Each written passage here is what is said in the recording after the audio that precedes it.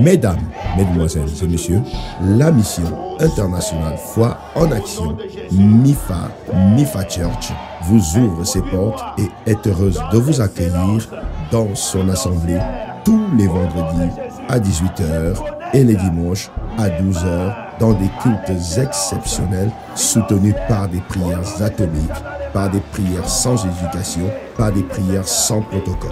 Venez doper votre foi et élever le standard de votre vie de prière. Venez recevoir des enseignements qui vont métamorphoser votre vision de vous-même et de votre destinée. Soyez les bienvenus à la MIFA, l'église où on entre KO et on sort OK. Le nom de Dieu, aidez-moi à accueillir ici le nom des nations. J'appelle ici devant le pasteur.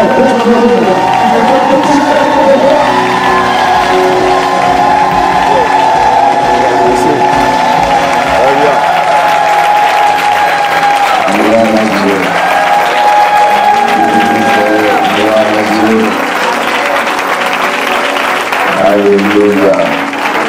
Est-ce que vous et moi ensemble pouvons maintenant acclamer le Père, le Fils et le Saint-Esprit?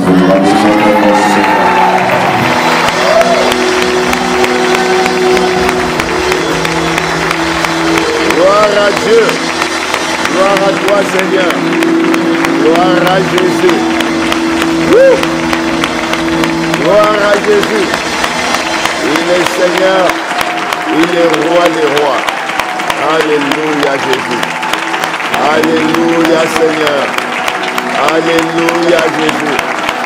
Alléluia Seigneur. Gloire à toi. Alléluia. Merci Jésus. Merci Jésus. Alléluia. Que le nom du Seigneur soit béni. Je suis content de retrouver l'archipel de Guadeloupe. Content de retrouver cette île. Content de vous revoir. Ça fait quelques années qu'on ne s'est pas vu. Je suis content de vous revoir. Et je remercie le pasteur Angel pour l'invitation. Merci au pasteur Angel et à son épouse. Et merci à vous d'être toujours là. Vous savez, c'est un plaisir de retrouver les gens qu'on n'a pas vus depuis longtemps. Ça montre que la grâce de Dieu vous a gardé, vous a protégé. C'est mauvais d'arriver quelque part. Où est-elle? Il est mort. Mais il est mort. Non. Vous êtes vivant. Ça veut dire que la main de Dieu sur vos vies. Que Dieu soit glorifié. Que le nom de Dieu soit béni. Alléluia. Soyez tous bénis. Soyez tous les bienvenus dans cette grande nuit de prière. Nous allons prier. Vous savez, j'aime pas les fainéants dans la prière. Parce que je ne suis pas fainéant. Dites avec moi, zéro fainéant. Voilà, donc ne soyons pas fainéants dans la prière. Soyons des personnes qui poussent. Vous savez, les résultats viennent pas parce que c'était écrit que ça va venir. Jamais. Les résultats viennent parce qu'il y a des gens qui ont poussé les résultats à venir. Il y a, dans ce monde où nous fonctionnons, où nous vivons, il y a des codes. Il y a des clés. Si tu n'as pas de codes, tu n'auras pas accès à certaines choses. Si tu n'as pas de clés, tu n'auras pas accès à certaines dimensions et à certains endroits. Alors, s'il te plaît, cette nuit est une nuit de sacrifice. Si tu es déjà là, tu as beaucoup fait de partir de chez toi pour arriver ici. Alors s'il y a comme un vent de sommeil qui vient, lève-toi. Ne reste pas assis et ne t'assois pas confortablement. Ne fais pas genre, tu es assis comme ça, après tu fais ça. Pour bien dormir. Si quelqu'un dort à côté de toi, aide-le à se réveiller. Dis-lui, ne m'en voûte pas. Je ne suis pas venu pour toi. Si quelqu'un dort à côté de toi, dis-lui, je ne suis pas venu ici pour toi. Dors pas. Dors pas à côté de moi. Aidez-vous les uns les autres.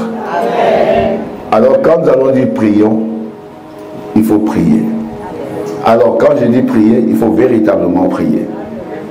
Les amis, je ne suis pas venu ici pour voir la mer bleue. Je ne suis pas venu ici pour manger bokite, même si j'aime les bokites. Je ne suis pas venu ici pour manger Colombo, même si j'aime Colombo. Je ne suis pas venu pour m'amuser. Je suis venu pour que vos vies changent. Ben, je croyais parler à quelqu'un. Vous ne m'écoutez pas, je m'écoute aussi. Vous savez, je suis comme Jésus.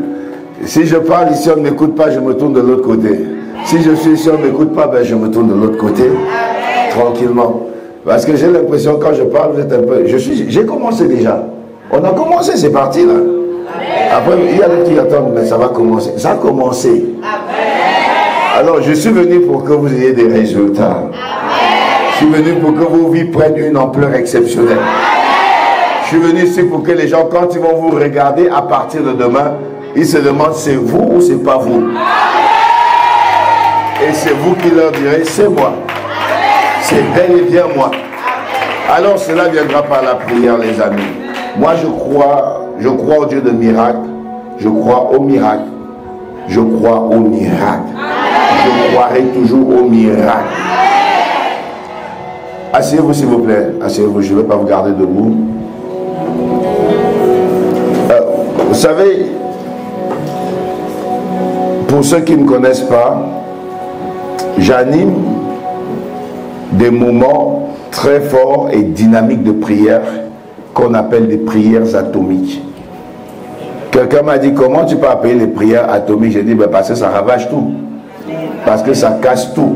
Ce sont des prières sans éducation. Ce sont des prières sans protocole. Ce sont des prières qui ne pardonnent pas. Ce sont des prières qui ne sont pas gentilles. Si tu aimes les prières gentilles, ta place n'est pas ici aujourd'hui. Amen. Parce que nous, on fait des prières qui ne sont pas gentilles du tout. Moi, je fais des prières et j'entraîne les gens dans la prière. Ce que je fais, ce n'est pas juste de prier, mais c'est une école de prière. Je forme des personnes à la prière, des groupes qu'on appelle des commandos à travers les nations. Amen. Et nous avons des commandos dans plus de 70 nations. Amen. Des commandos qui prient. Des commandos qui me disent tous les jours merci. C'est grâce à vous que j'ai appris à prier. Amen. Avant, je ne savais pas qu'on pouvait envoyer le feu. J'ai dit, qui t'interdit d'envoyer le feu? Si quelqu'un t'interdit d'envoyer le feu, tu lui envoies le feu sur lui-même.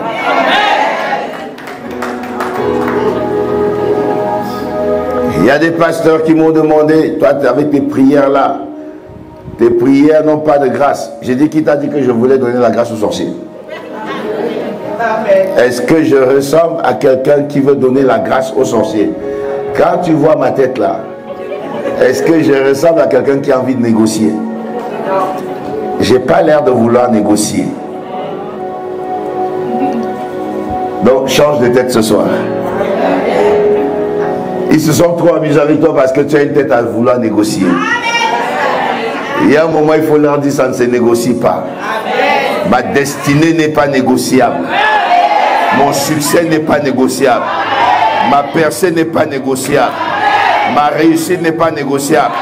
Mon mariage n'est pas négociable. L'enfantement, c'est oui et oui. Ce n'est pas oui ou non. Ce n'est pas ça passe ou ça casse. C'est ça passe ou ça passe. À une certaine dimension de la vie, il faut en avoir marre. Je ne suis pas venu ici pour les gens qui sont bien. Je suis venu pour ceux qui en ont marre d'en avoir marre. Ça veut dire ça fait longtemps que j'en ai marre. Et je commence à en avoir marre d'en avoir marre. Et c'est pour vous que Dieu m'a créé. C'est pour vous que Dieu m'a fabriqué. C'est pour vous que Dieu m'a façonné. Je suis un anti-sorcier. Si les sorciers n'étaient pas aussi sorciers qu'ils sont sorciers, Dieu n'aurait pas fabriqué une arme aussi redoutable que moi.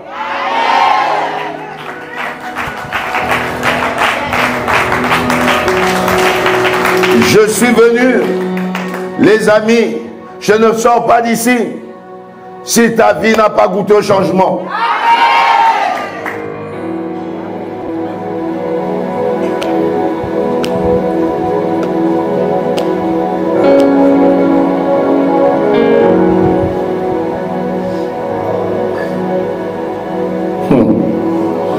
Dieu va changer la vie de quelqu'un ici radicalement.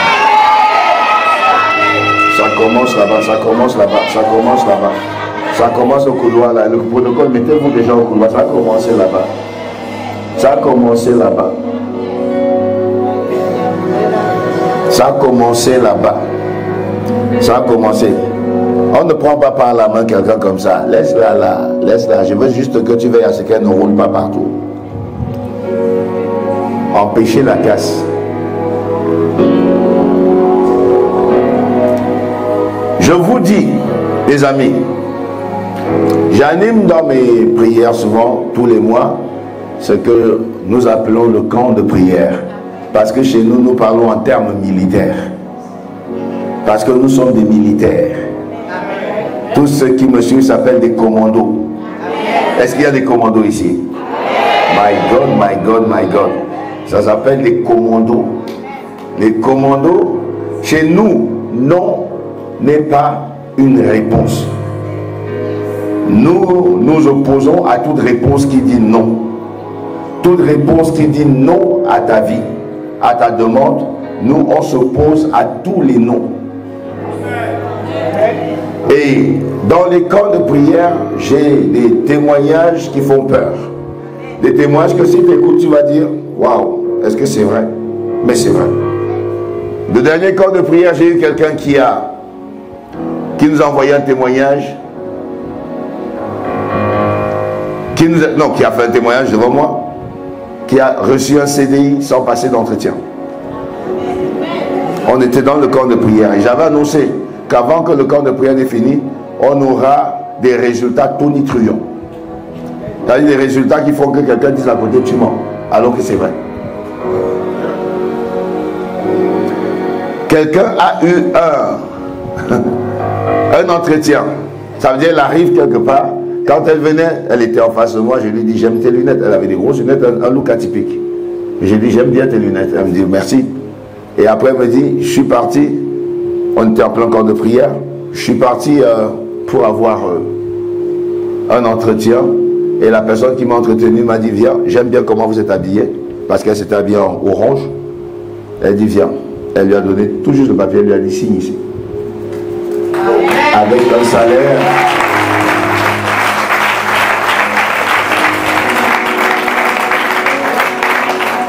Avec un salaire. Oh. Avec un salaire. Oh. Elle m'a montré le salaire. Bon, comme j'ai les vidéos en face de moi, je ne veux pas dire son salaire. Parce que j'avais dit à tout le monde, j'ai vu, mais vous n'avez pas vu. Un salaire puissant.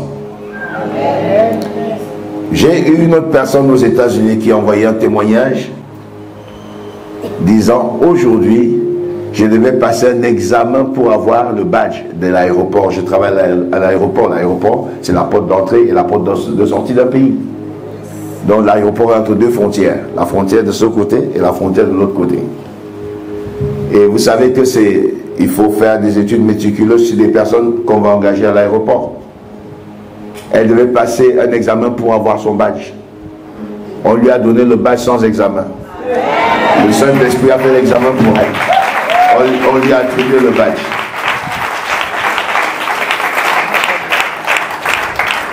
J'ai eu une dame qui a perdu son mari depuis longtemps, qui a rencontré quelqu'un. Et ils sont en train de partir. C'est une dame d'un certain âge. Elle demandait à Dieu le mariage. Elle a rencontré quelqu'un. Et elle m'a dit, c'est quelqu'un de gentil et de bien. Je prie que ça aille jusqu'au mariage. Je lui ai dit, c'est déjà jusqu'au mariage. Je peux vous annoncer plein d'anecdotes, tellement il y en a. Tellement il y en a. Et je leur disais quoi? Je ne suis pas venu ici pour m'amuser. Je ne prends pas 7 jours de jeûne et prière pour m'amuser. Je veux voir des résultats. Ma grande satisfaction dans les vies, c'est des résultats. Et les résultats viennent par des instructions. Si tu suis des instructions, tu auras des résultats. Parce que les instructions que tu suis vont déterminer la destinée que tu auras. Soyons sérieux avec Dieu. Dieu sera sérieux avec nous. Il n'y a pas de demi-mesure. Sois sérieux avec Dieu. Dieu sera sérieux avec toi. Aime Dieu, Dieu t'aimera. Bénis Dieu, Dieu te bénira. Élève Dieu, Dieu t'élèvera. Fais confiance à Dieu, Dieu te fera confiance. Écoutez-moi bien. J'ai mis un post aujourd'hui sur les réseaux sociaux parce que le Saint-Esprit m'a inspiré. Et je disais, ce n'est pas parce qu'on est dernier de la classe qu'on va forcément être dernier dans la vie. Tu peux être dernier de la classe, c'est pas un problème. Mais refuse d'être dernier dans la vie. Nous, on est dans un monde où nous aimons, les commandos savent que nous disons beaucoup ce mot, je refuse. Parce que c'est toi qui décides. Ce que tu tolères arrivera. Et ce que tu refuses, même si c'est déjà là, ça partira. Si les sorciers ont lié ta vie au célibat, tu dis je refuse. Je refuse le célibat. Chaque jour tu te réveilles, tu dis au célibat, je te refuse. Le célibat partira. Ne tolère pas le manque de respect. Il y a un homme de Dieu dans la Bible, Élie, qui n'a pas toléré le manque de respect. On lui a dit, homme de Dieu, descends. On l'invitait à la mort. Le roi a demandé, qu'on a lui demandé de descendre pour le tuer. On lui a dit, homme de Dieu, descends. Il a dit, si je suis un homme de Dieu comme tu m'as appelé, je ne descendrai pas, mais c'est le feu qui descendra pour vous consumer. Et le feu est descendu, le feu les a consumés. 51 personnes consumées par le feu. Ne tolère pas le manque de respect. Je dis, ne tolère pas le manque de respect. Un deuxième contingent de 52 personnes sont partis. 51 personnes. Homme de Dieu, descends.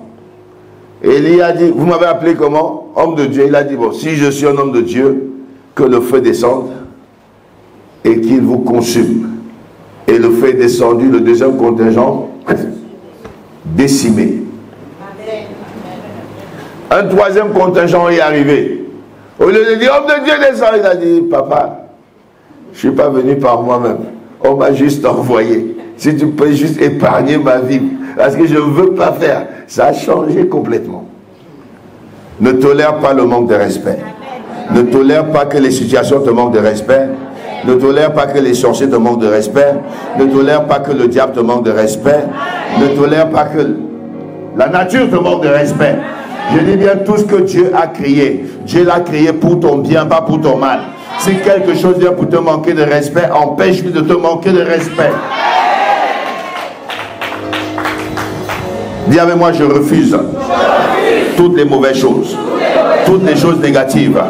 Dis, je refuse d'échouer. Je refuse de passer à côté de ma destinée. Je refuse d'être pauvre. Je refuse d'être malade. Je refuse le ridicule. Je refuse la honte. Je refuse l'opprobre. Je refuse la disgrâce. Je refuse. Faut refuser. Faut refuser. Refuse que quelqu'un piétine ton droit. Ton droit est ton droit. Il faut s'y opposer radicalement. On est dans la nuit des décisions, n'est-ce pas? Cette nuit s'appelle la nuit. La nuit. On est dans la nuit des décisions, la nuit des décisions, la nuit de domination. La Bible déclare, et la domination reposera sur son épaule. La domination reposera sur son épaule. Ça veut dire c'est la nuit du changement. La tendance va être inversée. Ce qui te dominait sera dominé. Ce qui te massacrait sera massacré.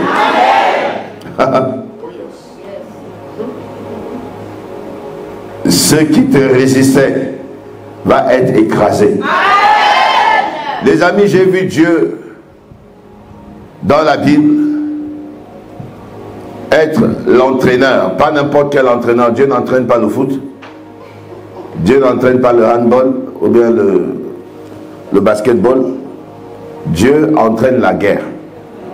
Dieu, c'est l'entraîneur de la guerre. J'ai vu le psalmiste dire, béni soit l'Éternel, mon rocher, qui exerce mes mains, au combat et mes doigts. Qui est-ce qui exerce? C'est l'entraîneur qui exerce, n'est-ce pas? L'entraîneur, c'est celui qui exerce ses poulains.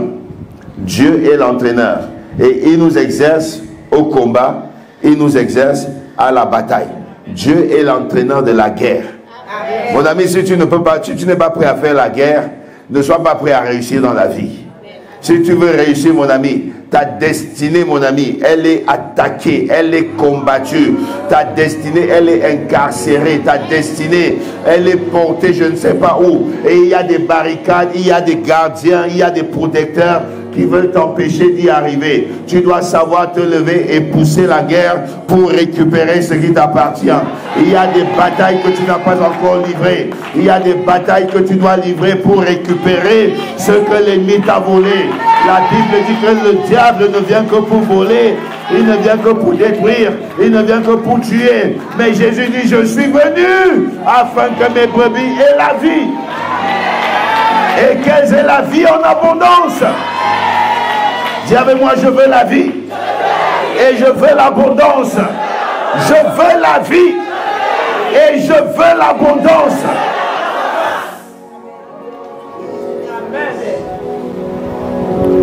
Je veux la vie.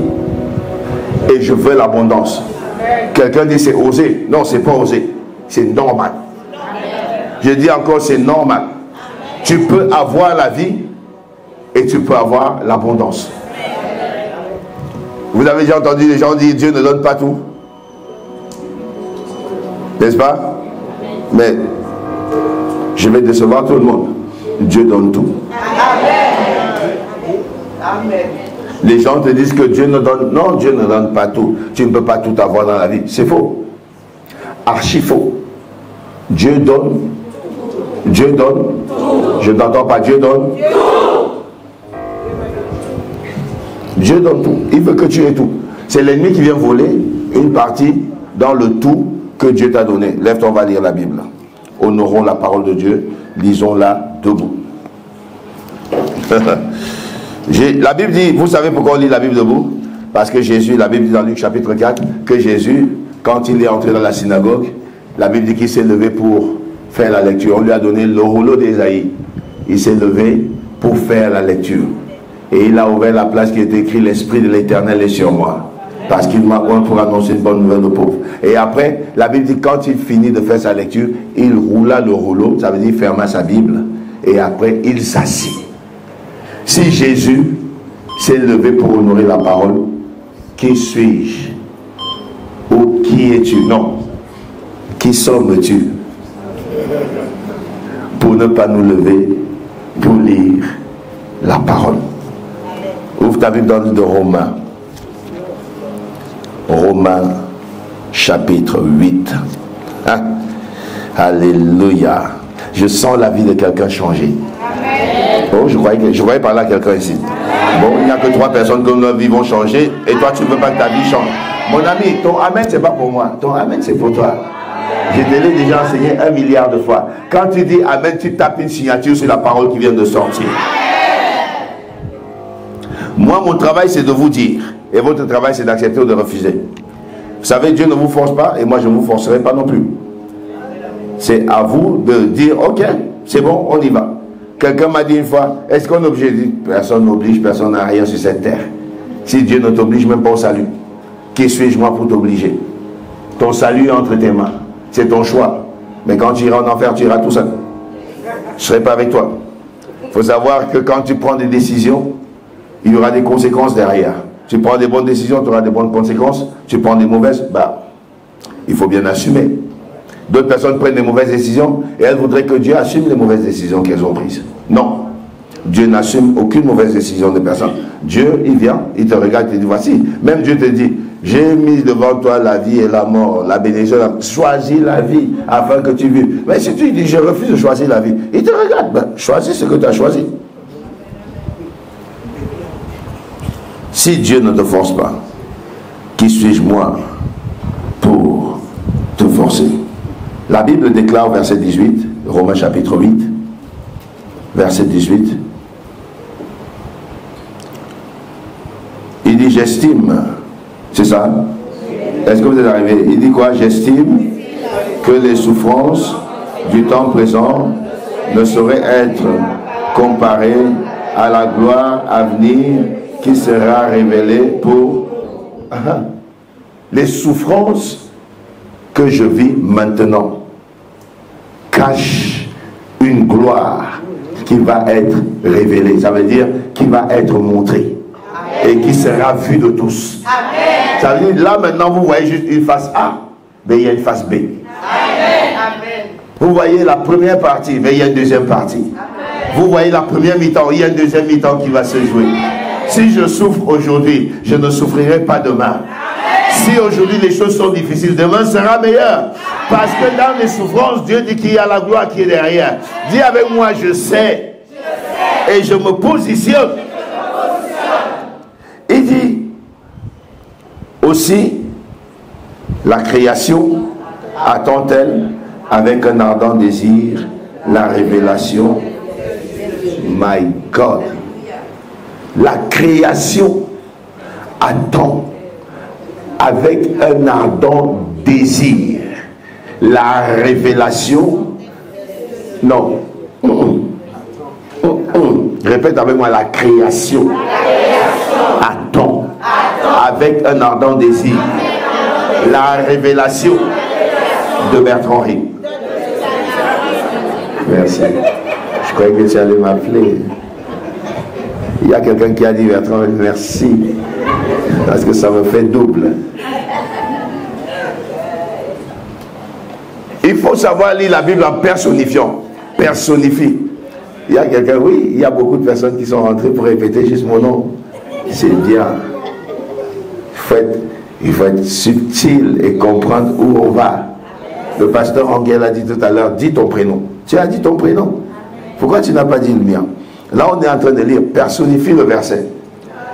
Dis encore avec moi, la création attend avec un ardent désir la révélation de Bertrand Rim.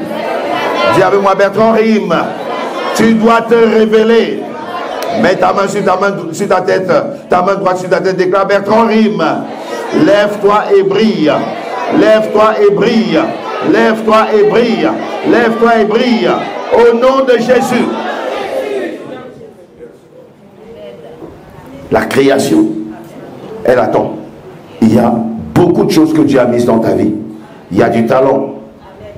Il y a du potentiel. Il y a des capacités.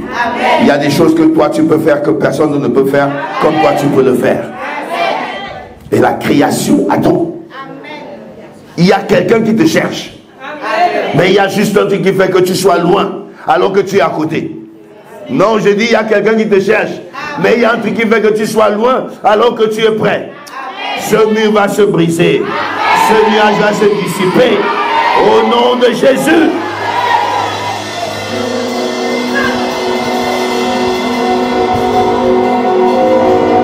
Ouvre ta Bible à Ésaïe. Oh yes. Ésaïe chapitre 1er. Je voudrais que tu sois très habitué avec des écritures qui bénissent ta vie. Nous ne lisons pas la Bible machinalement, mais nous lisons la Bible avec conviction, foi, détermination et révélation. Ésaïe 1,19. C'est Dieu qui te parle. Si tu as trouvé, dis gloire à Dieu. Gloire à Dieu. Si tu n'as pas trouvé, dis attendez-moi. Dépêche-toi. Cours. Tu veux savoir où Ésaïe? Somme. Tu sais là où il y a Somme? Après Somme, il y a quoi? Proverbe. Après Proverbe, il y a quoi? Ecclésiaste. Après Ecclésiaste, il y a quoi? Cantique des cantiques. Et après Cantique des cantiques, ben tu vois, il y a Ésaïe. Tu vas trouver Ésaïe. Dis avec moi, tonton Ésaïe. Dis tonton Ésaïe. Tu as trouvé tonton Ésaïe? Voilà. C'est ton oncle paternel et maternel. Ne cherche pas de quel côté il appartient. Il appartient aux deux côtés. Dis avec moi tonton Ésaïe. Voilà, tu as trouvé tonton Ésaïe. Qu'est-ce qu'il dit tonton Ésaïe? Ouais. Si vous avez de la bonne volonté. Et si vous êtes docile, obéissant, vous ferez quoi? Les meilleures productions de la Guadeloupe. Vous allez conduire la meilleure voiture en Guadeloupe. Vous allez avoir le meilleur compte en banque en Guadeloupe. Vous allez manger la meilleure nourriture de Guadeloupe. Vous allez habiter la meilleure maison de... Hey! Je ne sais pas à qui je suis en train de parler. Dieu dit que cela n'a qu'une seule condition ou deux conditions. Si vous avez de la bonne volonté et si vous êtes docile. Dis avec moi, j'ai de la bonne volonté. Je suis docile. Et je veux le meilleur. Regarde comment ton visage brille. Quand tu dis ça, tu souris. Je veux le meilleur. Je veux le meilleur. Dieu veut que tu aies le meilleur. Et Dieu dit que cela dépend de toi. On dit en anglais, it's up to you. Ça dépend de toi. Tu dois manger ce que tu veux, dormir dans là où tu veux, conduire ce que tu veux conduire, partir où tu veux partir, et revenir quand tu veux revenir. Aïe, aïe, aïe, aïe. Les gens disent c'est la bonne vie. C'est la bonne vie. Ça appartient aux enfants de Dieu. Dieu veut que tu aies tout ça. J'ai dit Dieu veut que tu aies tout ça. Et nous sommes venus ce soir ou cette nuit prendre la décision d'avoir tout ça. Ce passage, je l'ai connu quand j'étais adolescent. J'avais 16 ans, je crois. J'ai 50 ans aujourd'hui. Donc vous allez savoir, de 16 à 50, vous allez voir qu'il y a beaucoup d'années quand même. J'ai connu ce passage, je devais avoir 15 ou 16 ans. Et ce passage m'a retourné le cerveau. Ça m'a fait ce qu'on appelle en anglais de brainwash. C'est-à-dire un lavage de cerveau. Mon cerveau a été... En fait, quand je lis la Bible, je ne lis pas la Bible comme si je lisais un paragraphe. Non. Quand je lis la Bible, j'entre dedans. Je commence à me voir dedans.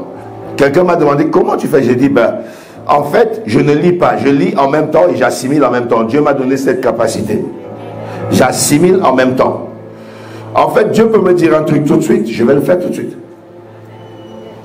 Parce que je sais que Dieu ne me dira pas de sauter du 15e étage s'il n'a pas préparé l'atterrissage. Donc si Dieu me dit saute, je vous dis je saute. Les amis, je suis arrivé dans une dimension de foi où j'ai dit, même si Dieu lui-même venait me dire je n'existe pas, je lui dirais papa il est trop tard, j'ai déjà cru. Je vous dis la vérité. Quand je lis la Bible, je l'assimile en même temps. Tout de suite, je me vois dedans. Dieu a dit que si je suis docile et si j'ai de la bonne volonté, maintenant la balle est dans mon camp. Qu'est-ce qu'il faut que je fasse? Ben, il faut que j'ai de la bonne volonté. Seigneur, je suis prêt à aller où tu veux que j'aille. Je suis prêt à faire ce que tu veux que je fasse. Pourvu que tu me donnes ce que tu m'as dit que tu vas me donner.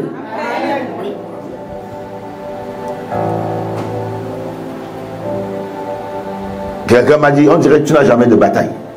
Chez toi, on dirait que les batailles sont simples. J'ai dit, j'ai eu plus de batailles que vous tous ici réunis. Et Dieu seul sait que je n'ai perdu aucune bataille. Je les ai tous vaincus.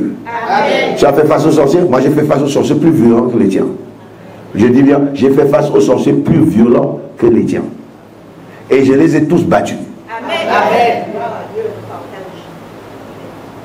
Tu fais face aux gens qui te marginalisent. Ben, moi, j'ai fait face aux gens qui m'ont plus marginalisé que toi.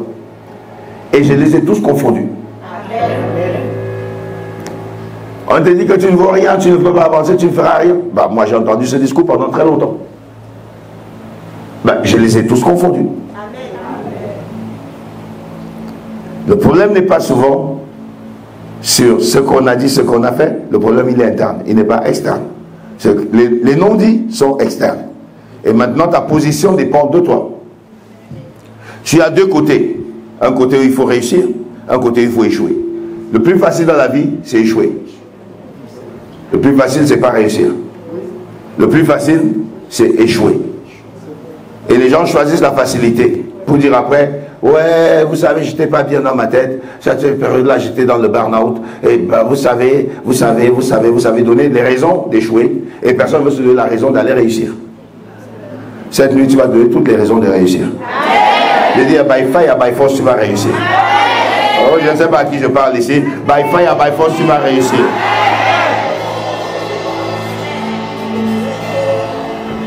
Assieds-toi 2 secondes, s'il te plaît. Dieu dit, si tu es docile et si tu as de la bonne volonté, ça veut dire que c'est toi qui décides. Et on est dans la nuit des décisions. C'est toi qui décides. C'est toi qui décides. Je vous dis la vérité. Vous pouvez décider que cette année ne finira pas, que vous ne soyez pas mariés. Ça peut arriver. Quand j'étais célibataire, il y a des années de cela, les gens me demandaient, dans tous les mariages, ton tour c'est quand? Ma réponse était samedi prochain. Ben, vous savez, t'es passé par là, n'est-ce pas? Tous les jeunes, quand ils sont célibataires, quand vous arrivez dans un mariage, oh, tout le monde commence à te regarder. Dans ton tour c'est quand? Qui a déjà vécu ça, les jeunes femmes ici? Qui a déjà vécu ce truc-là? On te demande, toi, c'est quand? Ben, vous savez, c'est naturel. C'est naturel. Il n'y a pas que les femmes qui vivent ça. Nous aussi, les hommes vivent ça. Si tu es dans un mariage, tu es en train de danser, tu vois seulement un papa qui va venir dans ton oreille. Là. Ton tour, c'est quand? Il dit, oh, mon tour, ne t'inquiète pas, c'est samedi prochain. Il me dit, t'as déjà trouvé la soeur? Je dis, je vais la trouver vendredi soir. Comme ça, je trouve vendredi soir, se marie samedi matin. Alors, je les ai tellement fatigués avec cette question, avec cette réponse, que tout le monde qui venait, oh, pasteur, toi c'est quand? Je dis, ben c'est samedi prochain. Parce que au départ, ça me dérangeait parce que des gens qui venaient, tu te maries quand? Toi, ton tour c'est quand? J'ai dit, ben c'est pas contagieux, c'est pas parce qu'on est dans un mariage que tout le monde doit se marier. Et après ça a commencé, c'était rebelote sur rebelote. Toi c'est quand? Je dis, ben, je regarde, je n'avais pas de réponse, je dis, ben, samedi prochain. Ah bon? Samedi prochain? T'as déjà trouvé la soeur? Je dis, non, samedi, je vais la trouver vendredi. Comme ça, on se marie samedi. Et quand il venait, c'était, toi, c'est quand? Je dis, samedi prochain. Parfois, maintenant, quand on trouvait ici, j'étais avec quelqu'un comme ça. Pasteur, c'est quand? Tu vois l'autre qui répond à la place de l'autre, il dit, ben, vous savez, pasteur, c'est toujours samedi prochain. C'est samedi prochain. Il dit, la soeur est où? Je dis, ben, elle va se trouver vendredi. Et puis, on va le faire samedi prochain. J'ai commencé, j'ai répondu tellement des samedis prochains jusqu'à ce que samedi prochain soit arrivé. Amen. Après, c'était samedi prochain, c'était vrai. Et samedi prochain, c'était un certain 15 avril. Ou c'était samedi prochain. Vous voyez ça? Tu peux décider, je vous dis la vérité. Amen. Ça m'a pris 8 mois pour me marier. J'ai rencontré ma femme 8 mois plus tard, on était mariés. Oh, on va faire 1 an, 2 ans, 3 ans pour connaître. Mon ami, normalement, en 6 mois, tu connais bien quelqu'un. Oh, je ne te connais pas encore bien. Ça fait 6 mois que tu traînes avec moi, tu ne me connais pas encore bien. Mais tu veux des bisous.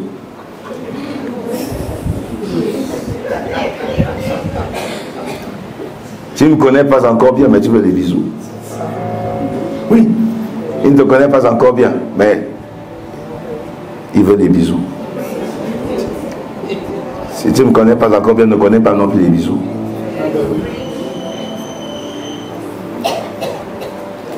Max, je vous dis 6 mois, c'est même trop. Normalement, si tu es avec quelqu'un, tu traînes avec quelqu'un tout le temps, en l'espace de même moins de 3 mois, tu le connais bien. Oui.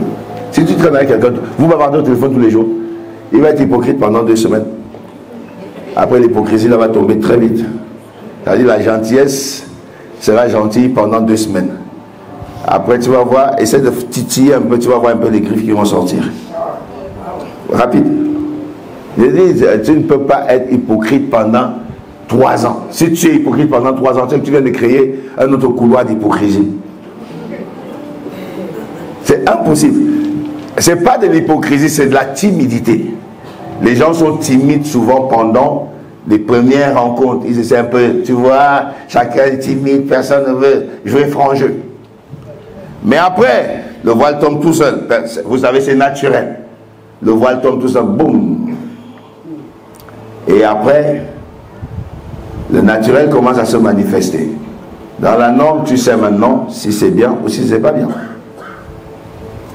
Tu ne vas pas perdre le temps comme quelqu'un qui a perdu le temps. J'ai dit souvent aux jeunes femmes, si quelqu'un commence à te perdre le temps, 1 an, 2 ans, 3 ans, ça commence à partir, tu lui dis, bon, on n'avait pas écrit ton nom sur mon visage quand j'étais né.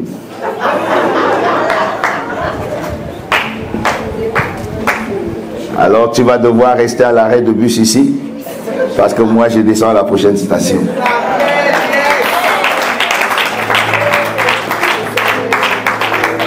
Parce qu'il va occuper une place qui n'est pas la sienne.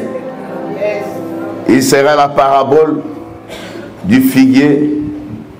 C'était quoi? Le figuier dans la vigne. Qu'est-ce que le figuier fait dans une vigne? Est-ce que c'est sa place là-bas? Tu entends bien une vigne et on dit qu'il y a un figuier. Qu'est-ce qu'il vient faire là? C'est un intrus. Il y a beaucoup de personnes qui sont des intrus dans les vies des autres. Oh non, attends un peu. Attends un peu. Oh, je ne te connais pas encore. Toi, comment tu dis que tu ne me connais pas? Va voir celui qui est avec toi là, depuis je ne sais pas combien de temps qu'il te perd là. Va lui dire, comment tu ne me connais pas encore? Non. Je vous dis, c'est largement suffisant de connaître quelqu'un. Parce que ne crois pas que vous allez faire 3 mois sans qu'il ne se soit énervé, sans qu'elle ne se soit énervée. Là, on est dans le monde des bisounours. Si dans 3 mois, tu vas faire un truc qui va l'énerver, il va faire un truc qui va t'énerver, comme ça. Il y a une relation évolutive. Ça veut dire, on est gentil au départ, on est un peu timide, personne ne veut monter ses mauvais côtés, après les mauvais côtés viennent tout seuls. Parce que c'est ça le combiné des hommes. L'homme a des qualités et l'homme a des défauts. Il n'y a personne qui est parfait en qualité et personne n'est parfait en défaut. Il n'y a que Dieu qui est parfait en qualité et Satan qui est parfait en défaut. Les hommes, c'est vice-versa. C'est un peu de qualité, un peu de défaut. Donc, les défauts, tu ne peux pas les cacher, ils vont sortir. Tu veux me demander mes défauts? J'en ai plein. Tout le monde a des défauts.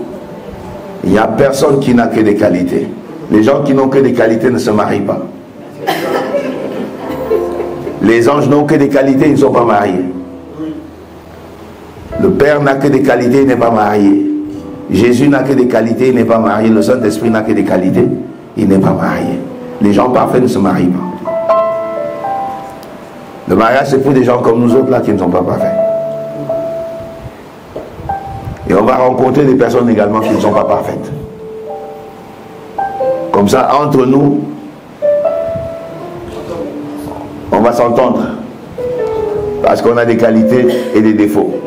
Si tu vas épouser quelqu'un qui n'est pas parfait, ou tu vas épouser quelqu'un qui est parfait, ce sera l'intrus dans cette affaire. Et ce ne sera pas un humain. Parce qu'il n'y a aucun humain sur les plus de 7 milliards que nous sommes sur cette terre qui soit parfait.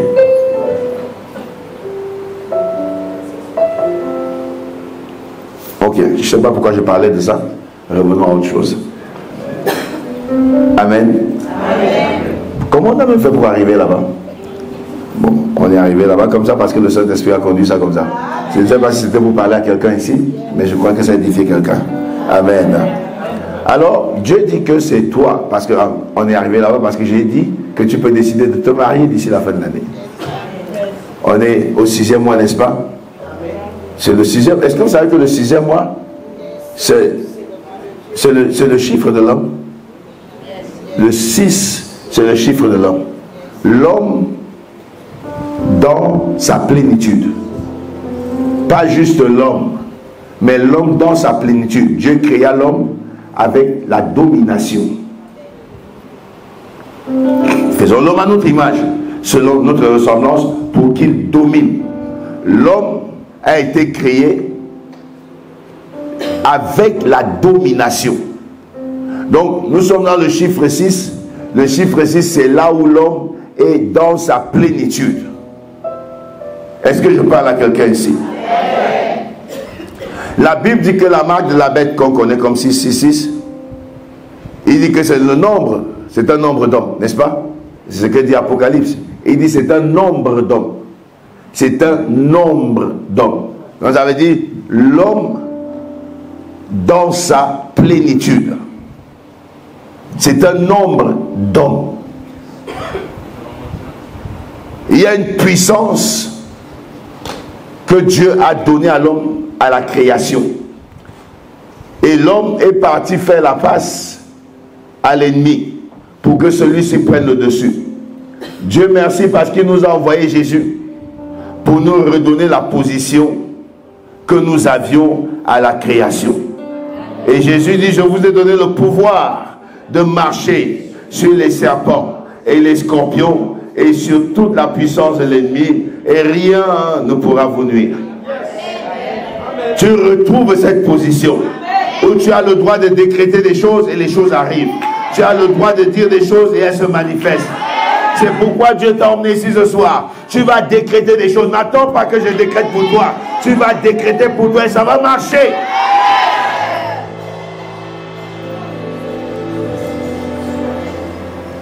Ouh. Je vois Dieu élever quelqu'un dans les affaires.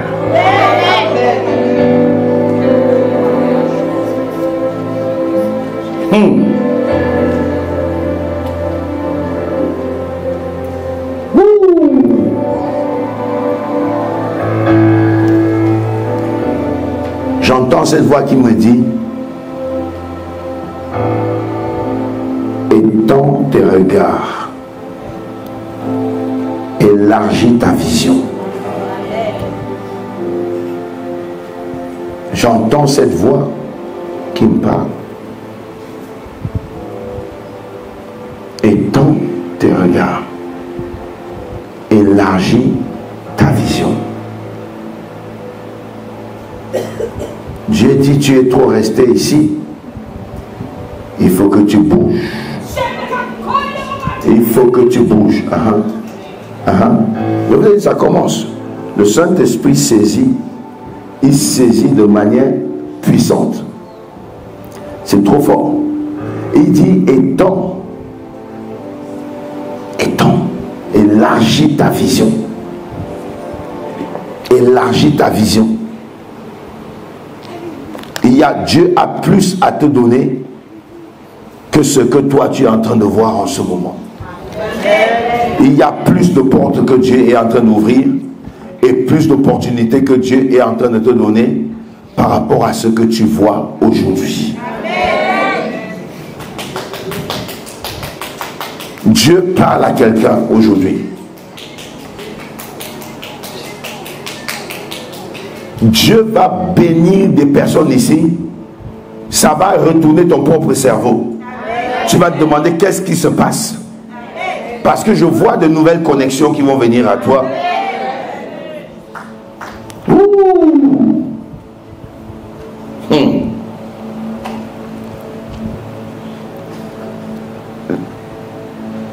Le mois dernier, oui, j'étais en Côte d'Ivoire. J'étais en Côte d'Ivoire le mois dernier. Et j'ai fait une rencontre, j'ai fait une affiche pour rencontrer les commandos. Souvent, quand je vais dans des pays, comme ça, j'ai dit, je vais rencontrer les commandos. Il y a un moment où je viendrai faire ça ici. Je viendrai pour avoir des moments que pour vous et prier ensemble avec vous. Pas des moments de rencontre en tête à tête. Je l'ai fait en Côte d'Ivoire, je voyageais en Côte d'Ivoire. Je partais chez ma soeur Révérend Jeanne Monnet, qui a construit un temple somptueux. Ce temple c'est une merveille. C'est quelque chose d'exceptionnel. Je suis allé à la rencontre des commandos, les commandos sont venus me voir et j'ai rencontré un homme. Je vous assure que j'ai rencontré des gens poisseux, mais celui-là c'était un autre niveau de la poisse. C'était une dimension exceptionnelle de la poisse. La poisse était assise dans sa vie. Le monsieur, je vous dis, c'est invraisemblable. Il a fait des études avec, je crois, un double master. Il trouve un travail. Il va signer le contrat. Il doit commencer le travail. Le jour où il commence le travail, on a trouvé quelqu'un d'autre pour lui. On lui dit non, non, non, c'est pas toi, tu ne travailles plus, c'est quelqu'un d'autre. Il n'a même pas eu le temps de commencer. Toutes les fois que les bonnes choses viennent à lui, il y a une opposition, il y a une contestation. L'ennemi se lève. Dis avec moi que toute contestation contre ma percée soit détruite au nom de Jésus. Le monsieur fait un visa pour aller en Angleterre. Le visa lui est accordé. Son frère prend son passeport. Il voyage avec. C'est pas encore le pire. Il arrive en Angleterre. Il dit, ok, moi je suis entré avec ton passeport. Il lui renvoie le passeport. Lui il prend le passeport, il arrive à l'aéroport. On lui dit, c'est pas toi.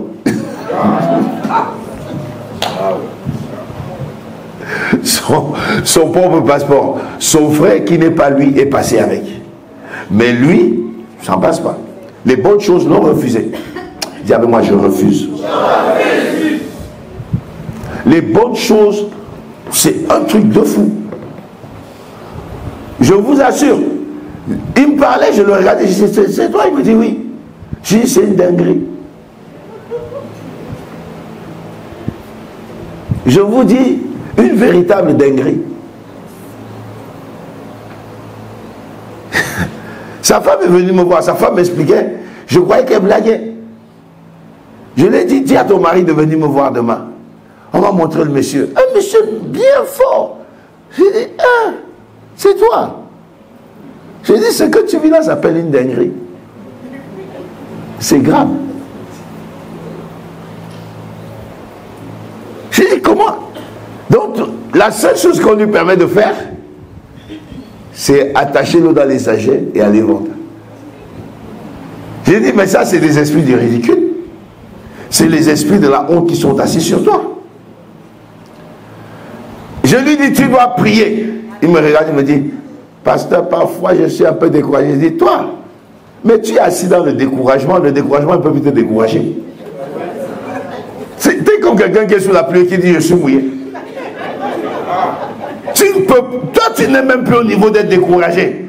Parce que le découragement doit être fatigué de toi. Parce que le découragement, il est assis en toi. Tu ne peux pas me dire que tu es découragé. Non. Tu n'as pas de choix. La seule chose qui te reste dans la vie, là, c'est la prière. Tu n'as aucun choix. Tu dois prier. Il m'a dit, oui, pasteur, je l'ai mis dans un jeûne de 30 jours. Et tu vas jeûner et prier pendant 30 jours. Quelqu'un dit, c'est petit 30 jours. Si on te dit de jeûner pendant 30 jours pour devenir millionnaire, tu vas dire, on cherche les résultats ou pas? Toi, tu vois 30 jours, tu ne vois pas les résultats que ça va produire. En 30 jours, avant les 30 jours, moi je suis rentré, j'ai fait mon camp de prière. Pendant le camp de prière, il était là. Je lui ai dit, ne rate plus un seul camp de prière. Si tu rates, c'est ton problème. De toutes les façons, là où on est là, je ne négocie pas. Il te dit ce que tu dois faire, c'est ta vie. Tu veux échouer, ben, tu échoues pour toi, tu n'échoues pas pour moi. Il a fait son jeûne, il est rentré dans le camp de prière. Comme j'avais déclaré, avant que ce camp de prière ne finisse, on aura des témoignages tonitruants. Il a trouvé un nouveau travail. Il est parti, il a signé dans cette entreprise, pas comme salarié, mais comme partenaire. Le gars, tout le monde qu'il avait formé avant, les gens montaient et lui-même il était en bas. Là, il est partenaire avec l'entreprise qu'il a engagée. Et il a commencé à travailler. La prière débloque les situations. Je dis, la prière débloque les situations.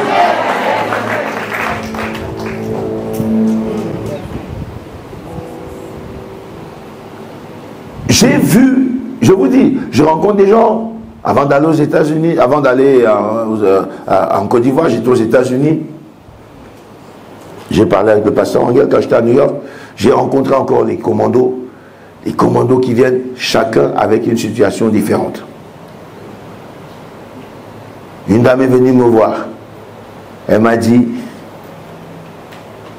j'ai envie de vendre ma maison qui est en Californie. J'ai dit, tu vas vendre ta maison. Et on va la payer à un prix fort et bien. Je vous ai dit de dire à quelqu'un qui dort à côté de vous, bon, laisse-la, laisse-la. Laisse-la. Mais secoue-la juste doucement.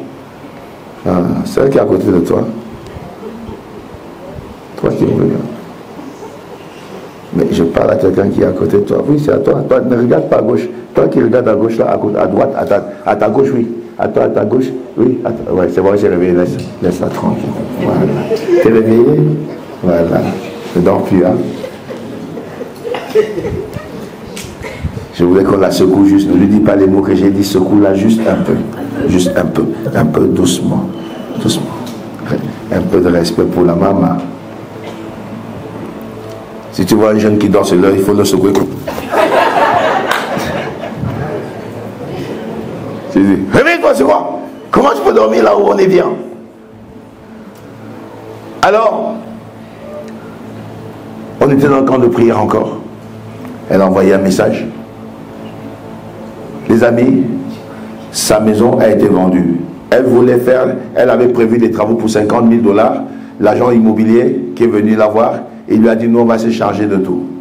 Et ça va te coûter 18 000 $. Et ne paye rien. Tu vas payer quand on aura vendu la maison. Et comme ça tout le monde sera OK. Elle n'a rien payé et la maison a été vendue au prix fort.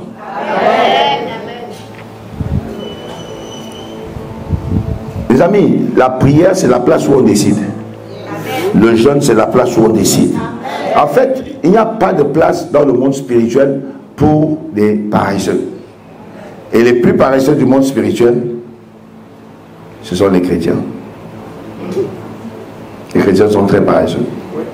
Quand on dit jeûner, le chrétien dit oh! Il commence à chercher la raison de ne pas jeûner. Il faut que je dise quoi? Pasteur, je prends des médicaments à midi. Pasteur, vraiment ma sciatique là, quand je jeûne, on dirait qu'elle s'énerve encore. Elle préfère rester malade que de jeûner. Ma sciatique, c'est pas ta sciatique, c'est la sciatique du diable. Ne l'appelle pas ma sciatique, n'écris pas ton nom dessus. Pasteur, je vous dis, quand je commence à jeûner vers midi, là, les spasmes. J'ai des spasmes. J'ai des palpitations. Les amis, j'ai écouté un sataniste une fois, un occultiste, qui a dit qu'il jeûne 380 jours. J'ai eu pitié de nous les chrétiens. J'ai dit, pourquoi vous faites tout ça? Et il dit, mais pour augmenter la puissance. J'ai dit, et les satanistes jeûnent. Et nous les chrétiens, 3 jours. Tu vois un chrétien qu'elle a fait?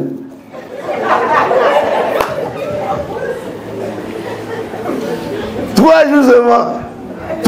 3 jours. 3 jours, tu vois le visage. Le visage est comme... Et tu vois...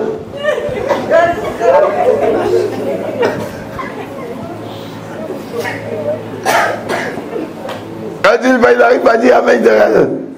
Alléluia.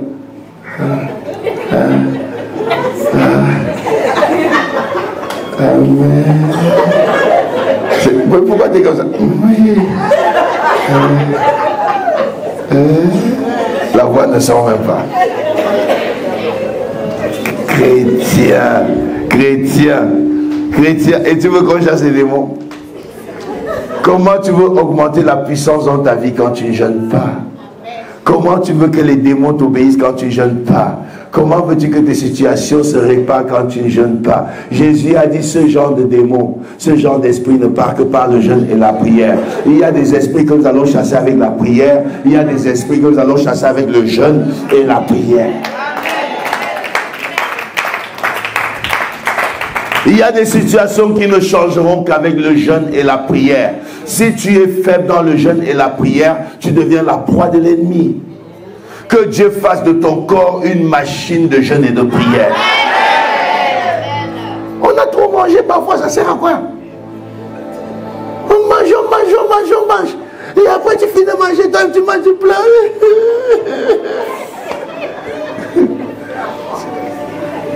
Tu manges, tu déprimes, tu manges, tu déprimes, tu manges, tu déprimes. Jette-moi cette nourriture, rentre dans le jeûne. Ne jeûne pas comme vous avez l'habitude de jeûner. Tu jeûnes, tu as un peu de TikTok, un peu d'Instagram. C'est toi-même qui te réveilles le matin. Tu envoies ça à quelqu'un sur WhatsApp. Regarde ce que j'ai vu là. Ça, c'est pas le jeûne. Le jeûne est un moment de sacrifice. C'est un moment où on se coupe du monde, où on se coupe de tout. Tu ne reçois pas des coups de fil inutiles. Tu sais que celle-là, quand elle m'appelle, c'est pour me parler cancan. Non, je ne lui réponds pas dans la journée. Jamais. Je ne lui réponds pas pendant ces 3 jours. Parce que je suis dans le jeûne. Les satanistes, quand ils jeûnent, ils peuvent s'enfermer 1 mois dans la maison, 3 mois dans la maison. Tu ne le vois pas. Nous les chrétiens, mais tu ne sais pas pourquoi. Pourquoi est-ce que tu dois couper tout ça? Parce que ça va. Ce sont des choses qui te mettent face à la tentation, face à la colère. Tu es dans le jeûne, tu te mets en colère. Tu es dans le jeûne, tu bavardes beaucoup. Tu es dans le jeûne, ton énergie. Tu sais, quand tu parles, l'énergie s'en va.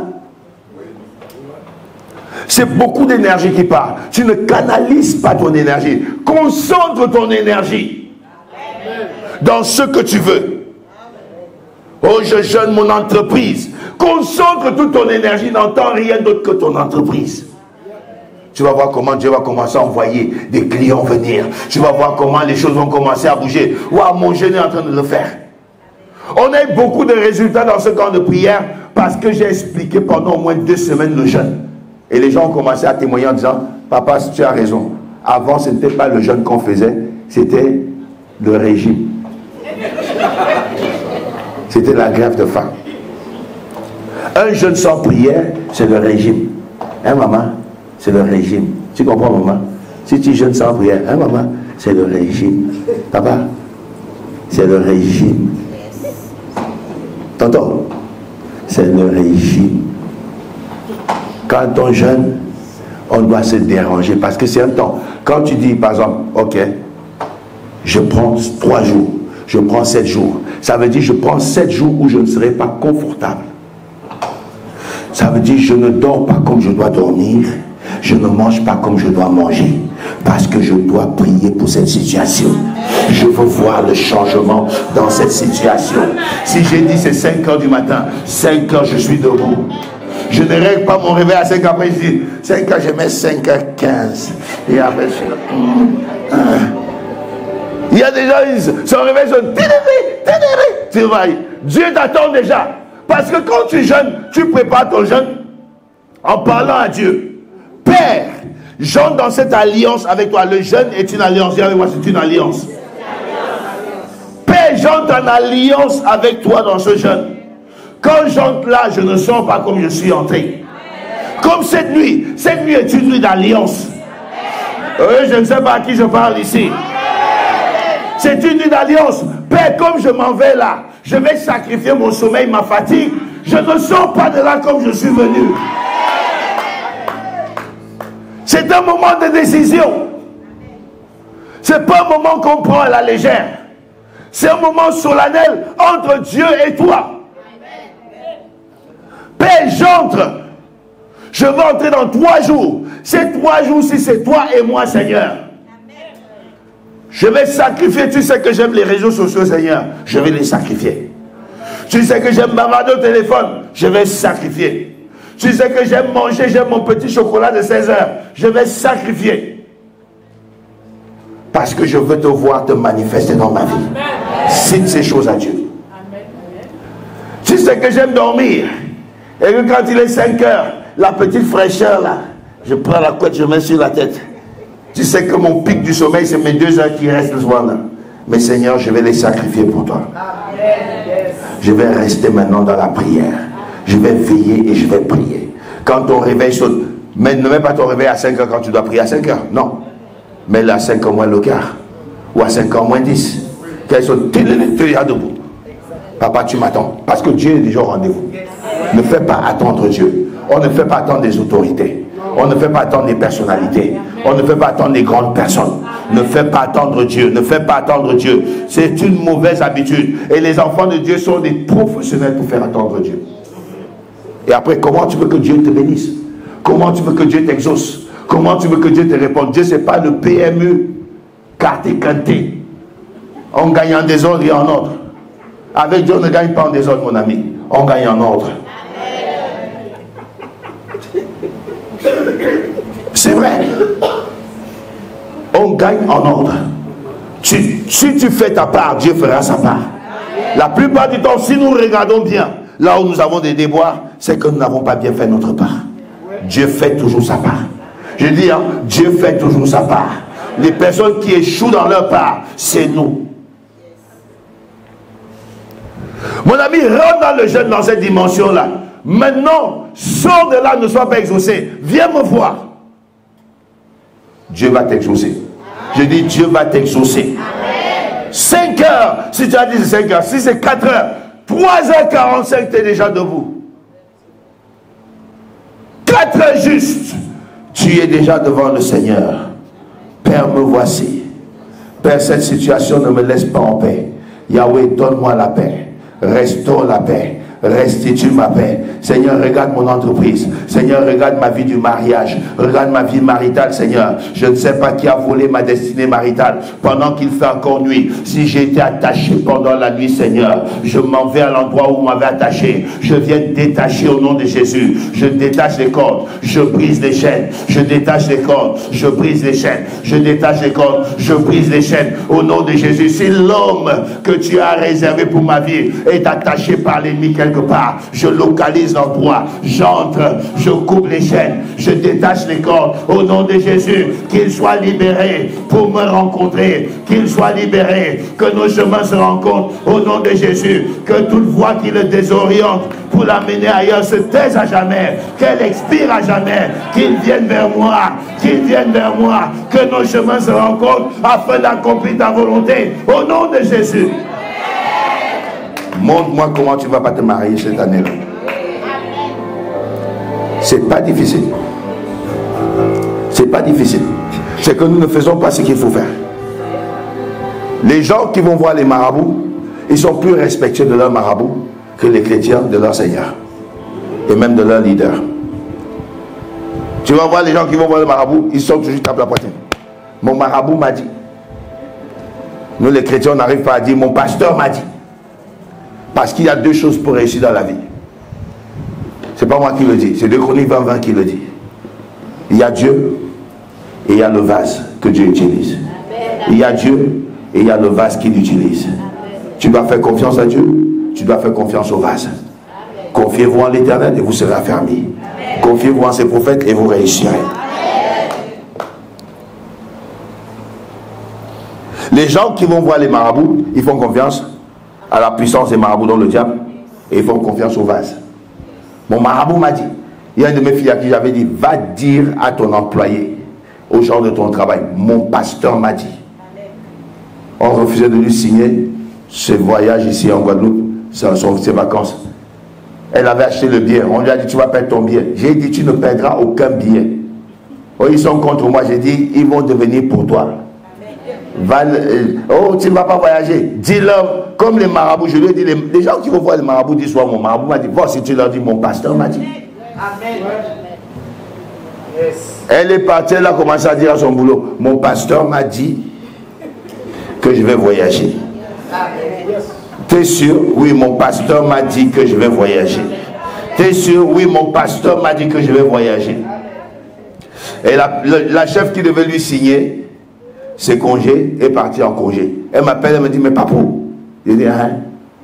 Elle me dit, elle est partie. J'ai dit, et puis quoi? Est-ce que l'entreprise a voyagé? Non. Elle n'a pas de hiérarchie au-dessus d'elle. C'est elle qui coiffe toute l'entreprise? Non. J'ai dit, ben va voir celui qui est au-dessus d'elle. Elle est partie voir le chef qui est au-dessus d'elle.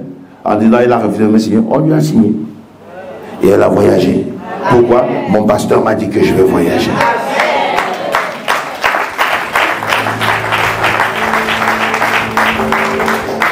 Confiez-vous en l'Éternel, vous serez affermis.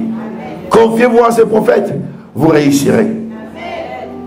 Les instructions qu'on vous donne là sont très importantes. C'est pour votre vie. Comment veux-tu? Les amis, nous, on nous enseignait à l'église. Aujourd'hui, on a plusieurs paramètres. Il y a des réseaux sociaux où les gens se connectent, on prie. Moi, je n'avais pas quelqu'un comme moi qui nous enseignait dans la prière. Je n'avais pas. Nous, on nous enseignait à l'église. Tu mets en pratique, c'est bien pour toi. Tu ne mets pas en pratique, ça n'engage que toi. Et moi, je faisais mes jeûnes. J'étais adolescent, tout ça. Je fais mon jeûne, je prie. Je n'avais pas tous les mots que j'ai aujourd'hui. Avec mes faibles mots, comme on a chanté tout à l'heure, avec mes faibles mots, je disais à Dieu ce que je pensais, ce que je voulais. Je prie, je prie, je prie, je prie, je prie.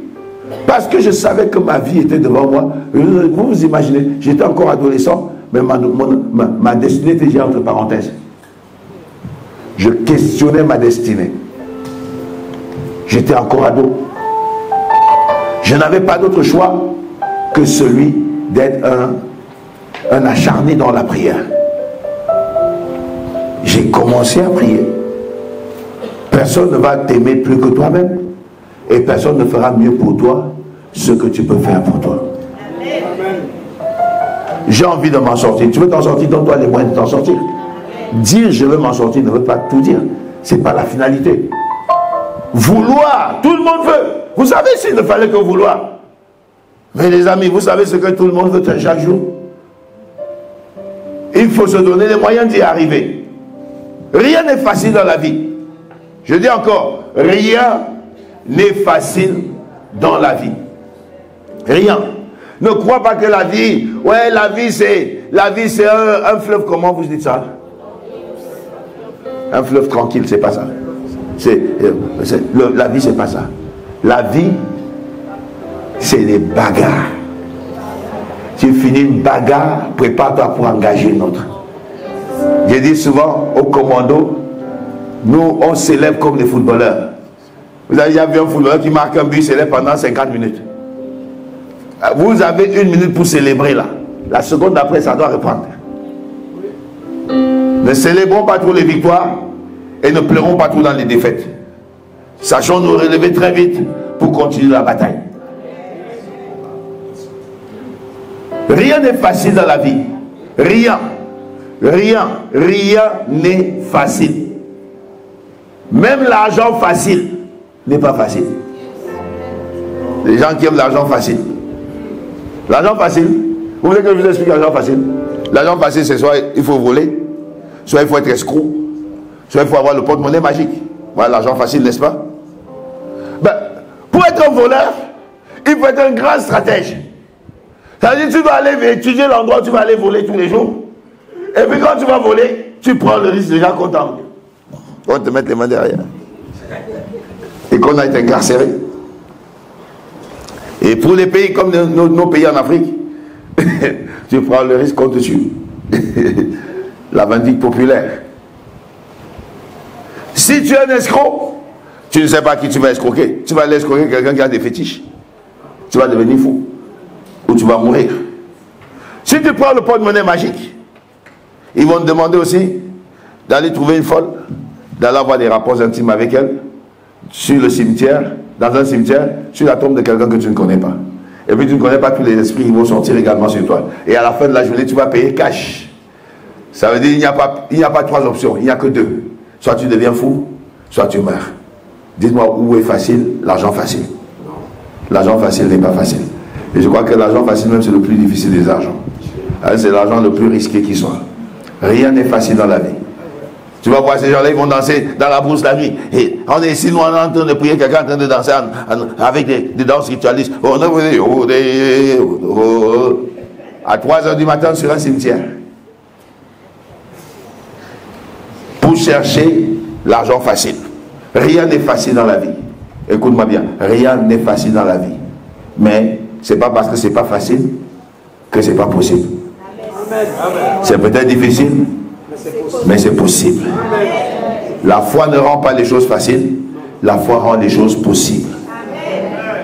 La foi te donne des horizons de possibilités. La foi te dit, là-bas c'est difficile d'y arriver, mais elle te dit, tu vas y arriver. Même si c'est difficile, tu vas y arriver. Je dis encore, rien n'est facile, mais rien n'est impossible. Alléluia. Est-ce que je parle à quelqu'un ici? Que Dieu te visite et surtout que Dieu te bénisse. Que ta vie, mon ami, prenne une ampleur exceptionnelle. Que Dieu t'accorde des faveurs qu'il n'a jamais accordées à personne. Que Dieu fasse quelque chose d'extraordinaire dans ta vie. Une chose glorieuse, une chose extraordinaire, une chose puissante qui étonnera le monde. Que Dieu te bénisse au nom puissant de Jésus. Ce soir, les amis, ou cette nuit, nous allons prier en mode militaire. Oh, je croyais parler à Jean. Oh, vraiment, vous me fatiguez un peu. Si vous êtes fatigué, on va dormir. Parce que vous savez, je n'ai que 7 nuits pour qu'on prie intensément ensemble. Et je veux que nous prions. Écoutez-moi bien. Si on s'amuse dans la prière, on n'aura pas de résultats. Nous allons prier en mode militaire. Ça veut dire c'est toi qui portes le manteau de guerrier dans ta famille. C'est par toi que l'histoire de ta famille va changer. Tu portes une lourde responsabilité. Si le nom de ta famille doit changer, ce sera par toi. Qu'importe ce qu'ils ont dit. S'ils ont dit que les noms, oh non, vous n'allez jamais percer. Toi, tu vas percer. C'est par toi que la percée va entrer chez vous. S'ils ont dit que les filles de cette famille, on les a tous attachées quelque part. Toi, le côté où on t'a attaché, là, ça s'est coupé. Et tu sors au nom de Jésus. J'ai dit, tu vas sortir au nom de Jésus-Christ de Nazareth. S'ils ne veulent pas que tu lèves la tête, mon ami, j'ai dit, tu vas lever la tête au nom de Jésus. Pour être comme ça, il faut prier dans l'ordre de Bartimée. Si Bartimée avait dit, Jésus, fils de David, aie pitié de moi. Oui, Jésus. Ah, Seigneur, tu ne me regardes même pas. Aie pitié de moi. Si Zachée avait dit, mais pourquoi les gens s'ils sont trop grands comme ça? Moi j'ai envie de voir le Seigneur, personne ne me laisse. Vraiment, c'est injuste, hein? C'est injuste. Il ne serait pas écrit dans la Bible aujourd'hui. Si on a écrit Zachée dans la Bible, c'est parce qu'il était, comment on dit, il n'était pas avantagé. Mais il est parti chercher l'avantage. Il a identifié le sycomore. Il a identifié le sycomore qui pouvait lui donner une visibilité. Tu vas identifier dans la prière le sycomore qui va te donner de la visibilité. Qui va donner de la visibilité à tes affaires. Qui va donner de la visibilité à tes projets. J'ai dit, tes projets vont avoir la visibilité. Quand Dieu veut te bénir, il te donne la visibilité. Si Dieu décide de te donner le mariage, qu'est-ce que célibataire ici? Si Dieu dit, bon, comme tu es la première à avoir levé ta main, c'est toi que je pointe. Si Dieu dit, je veux que tu te maries, ma fille, il va te donner une visibilité. Ça veut dire, tu vas briller partout où tu passes, on dirait qu'on ne voit que toi. La seule lumière de l'endroit, c'est toi.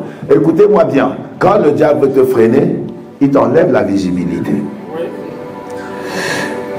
Tu peux avoir tous les talents de la terre, tout le potentiel qui est, des idées géniales. S'il n'y a pas de visibilité dessus, il n'y aura pas de demande. Parce que les gens ne demandent pas ce qu'ils ne voient pas. Mais quand tu as du potentiel et que Dieu braque sa lumière dessus, c'est la prière que toute personne qui fait des affaires devrait demander à Dieu. Je veux la visibilité dans mes affaires. Nous, dans le ministère, on a besoin de ça, de la visibilité. J'aime bien les pasteurs hypocrites qui disent souvent, bon, moi, je ne fais pas ça pour être vu. Et il a mis sur Facebook. Bon. Tu te contredis. Je ne fais pas ça pour être vu. Qu'est-ce que tu fais sur Facebook? Tous ceux qui viennent sur Facebook, c'est ceux qui veulent être vus. Tu mets aussi avec un commentaire. C'est pas parce que tu as moins de likes que tu dois être frustré. Dis aux gens, likez. Ils vont liker. Ne dis pas, je ne fais pas ça pour être vu. Tu ne veux pas ce que tu veux. Le but du message est qu'il aille plus loin. Moi, je veux plus de visibilité. Je demande à Dieu tous les jours. Je prie pour la visibilité. Moi, j'ai des vidéos, c'est pas par hasard, j'ai des vidéos, j'ai ma vidéo de la prière du matin qui a dépassé les 6 700 000 vues. C'est tout à fait normal, je demande à Dieu. J'ai dit à Dieu plus de visibilité. Prends mes prières, envoie-les dans les maisons des présidents, envoie-les chez les rois. Il faut que les rois reçoivent la bonne nouvelle. Il faut qu'ils reçoivent Jésus dans leur vie. Plus de visibilité, c'est plus de personnes qui se convertissent, plus de personnes qui viennent à Christ, plus d'âmes qui sont gagnées. Plus de visibilité dans les affaires, c'est plus d'argent. Et c'est plus d'affaires. Imagine-toi, ton entreprise s'appelle Nation. On est dans le réveil des nations, je vais prendre Nation. Pour ne pas dire réveil des nations, non, c'est pas une entreprise, c'est une église. On va dire Nation. Et, ok, tu as une seule entreprise. Demain, Dieu donne une grâce, la visibilité vient. Allez, il y a une forte demande. Tu es obligé de créer une succursale. Allons-y, les gens de Basse-Terre, au lieu qu'ils viennent ici, tu envoies maintenant à Basse-Terre une succursale. Nation commence à avoir du truc, tu envoies à des haies là-bas. Tu vois, tu envoies des haies. Allez, on prend une autre succursale. Il y a de la visibilité. On commence à dire à Saint-Martin là-bas qu'il faut quelque chose. Tu es obligé de traverser pour aller à Saint-Martin. On te dit qu'en Martinique, on a aussi besoin de voir. Ton produit commence à avoir de la... Mon ami, que Dieu te donne de la visibilité.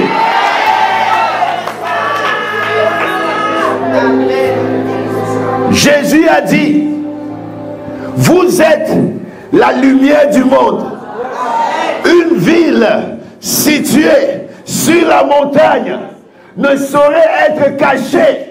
On n'allume pas la lampe pour la cacher, mais on l'allume pour la mettre sur la table pour qu'elle éclaire tout le monde. Que tes affaires soient comme cette lampe allumée sur la table.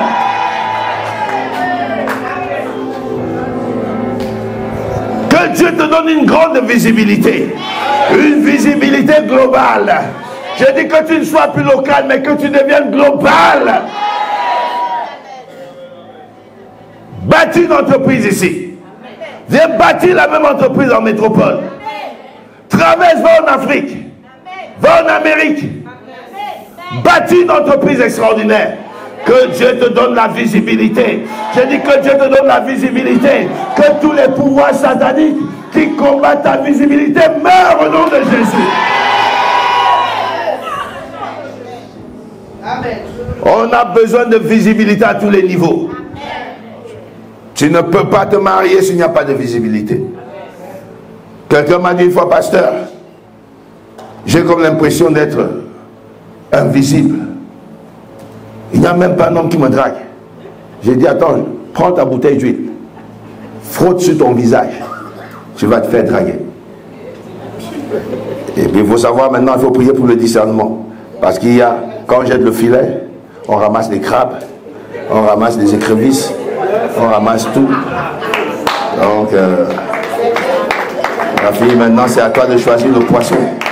C'est à toi de choisir le poisson et de refuser les écrevisses et les crabes et les calamars.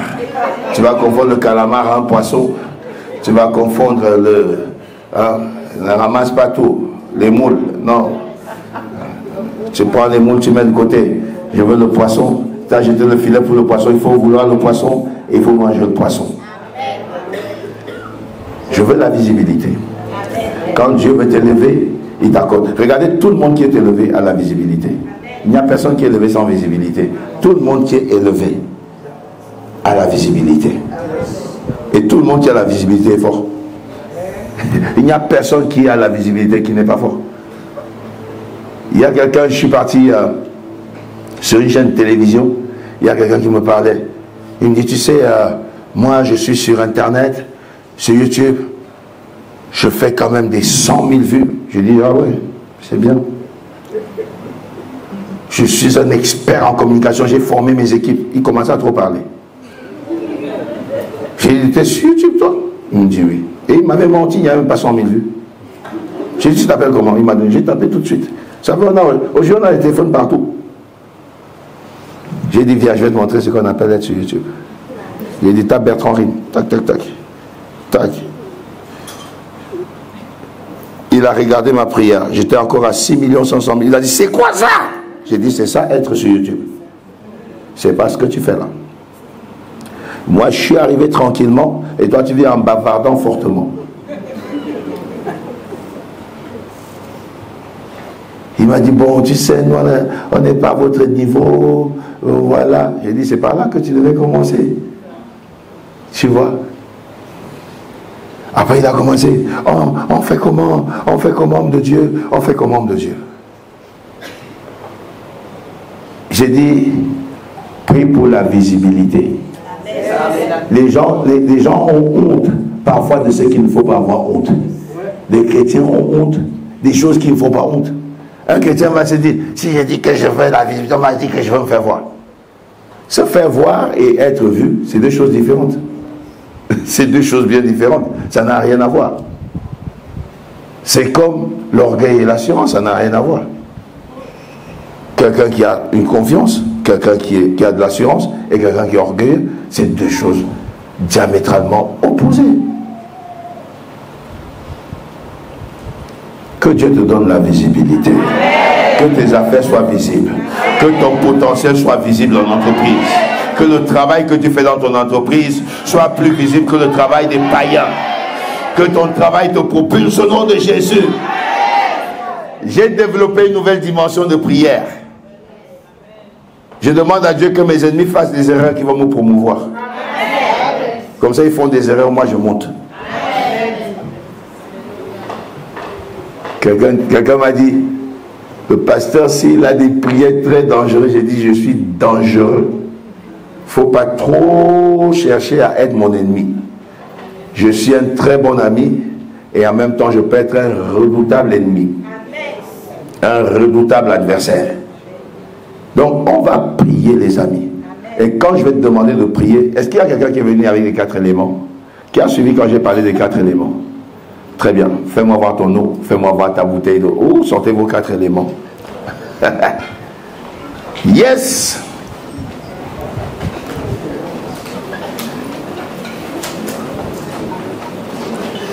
Sortez vos 4 éléments. Sortez tous les 4. Alléluia, Jésus. Ça, ce sont des éléments qui peuvent changer toute une vie. Quand tu as compris, tu sais comment fonctionner avec tes 4 éléments, ta vie prendra une autre ampleur. Montre-moi ta bouteille d'eau, lève ta bouteille d'eau. Oh, j'aime ça. J'aime ça. La dernière fois que j'étais ici, on avait travaillé sur 2 éléments ou sur 4? Sur 2. On n'avait que sur l'eau. On n'avait pas 4. On n'avait pas 4. Ouais. On n'avait que l'huile et l'eau. Hein. Vous êtes de bons élèves. Oui, on avait travaillé que sur l'huile et l'eau. Maintenant, montre-moi ton sel. Lève-moi ton sel, je veux voir ton sel. Wow. Montre-moi ton huile. Lève ta bouteille d'huile. Et montre-moi ton miel. Ça, c'est l'élément le plus important pour moi. Tous sont importants et le miel, il est indispensable. Il est très bien, le miel. Donc, je vais discuter avec vous sur chacun des éléments et nous allons avancer. Nous allons décider déjà cette nuit. Ouvre ta Bible dans le livre de Job, chapitre 22. Job, juste avant Somme. Job, chapitre 22.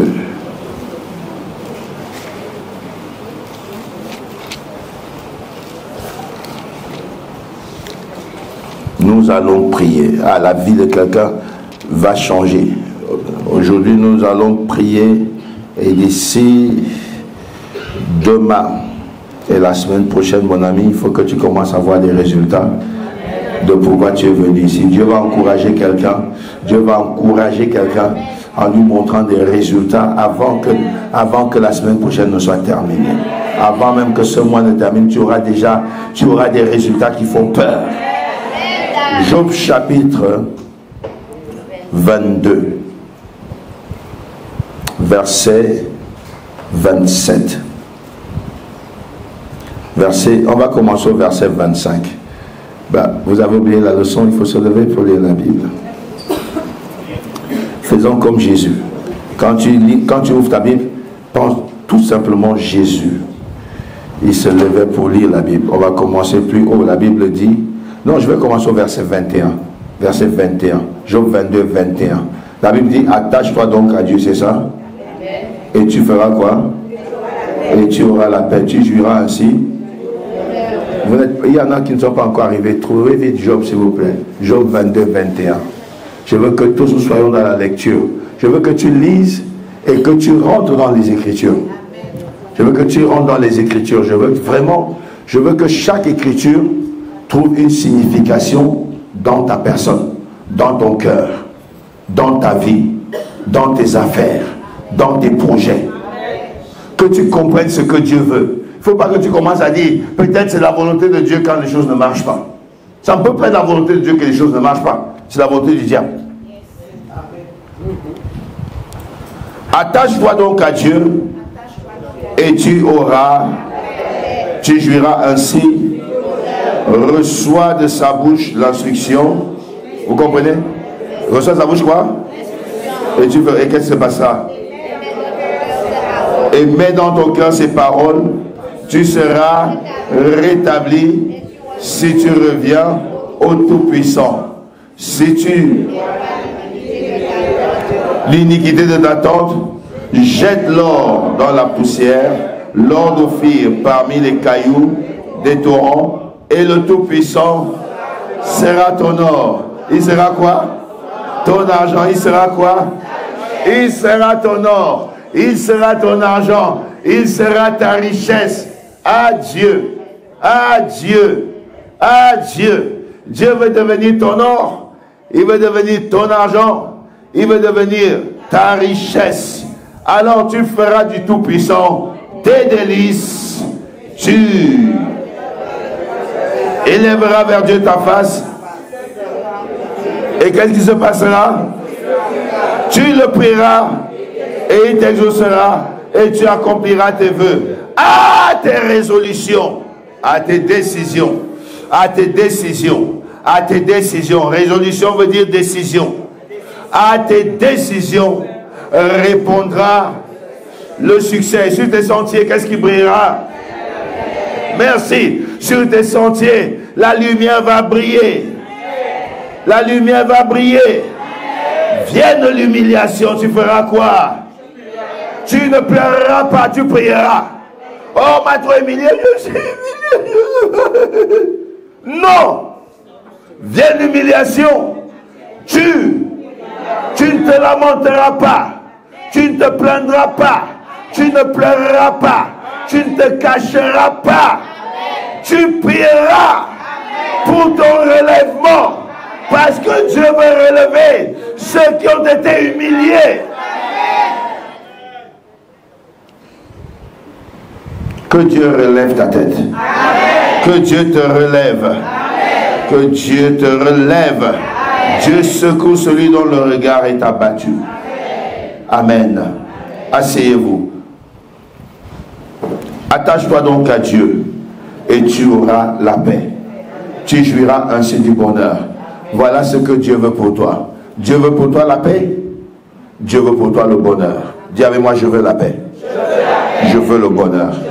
Dis encore, je veux la paix. Je veux le bonheur. Dis encore, je veux la paix. Je veux le bonheur. Je veux la paix. Je veux le bonheur. Je ne vis pas pour être malheureux. Ah, je refuse le malheur. Je refuse l'abattement. Je refuse d'accompagner les autres sur la terre.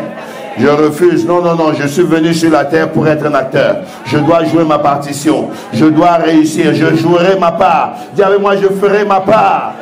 Pour réussir. Pour percer. Pour avancer. Pour progresser dans la vie. Il dit, attache-toi donc à Dieu. Il dit, attache-toi donc à Dieu. Attache-toi donc à Dieu. C'est ce que nous dit le frère Job. Tonton Job a dit, attache-toi à Dieu. Et il dit, après tu auras la paix et tu jouiras du bonheur.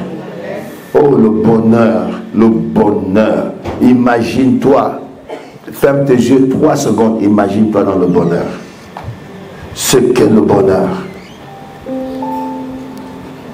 Reviens maintenant, tu t'es déjà vu dans le bonheur. Dis avec moi, je veux le bonheur. Et je veux la paix. C'est ça que les enfants de Dieu n'aiment pas confesser. Ils croient que c'est un péché. Ce n'est pas un péché de demander à Dieu le bonheur. Oh Seigneur, je veux le bonheur, moi aussi je veux le bonheur. On regarde les païens, genre, on dirait qu'ils ont plus de bonheur que les enfants de Dieu. Et tu vois, les enfants de Dieu, ils sont crispés, ils sont genre. Le bonheur là, c'est pour nous tous. Non, non, nous on n'est pas venus laisser les autres sur la terre. On n'est pas venu les accompagner, on n'est pas venu contempler. Nous aussi on est venu être des acteurs du bonheur. Je veux le bonheur, je veux le bonheur, je veux la paix. Et Dieu veut ça pour toi. Il dit, reçois de sa bouche l'instruction. Je vous ai dit, l'instruction est attachée à la destinée.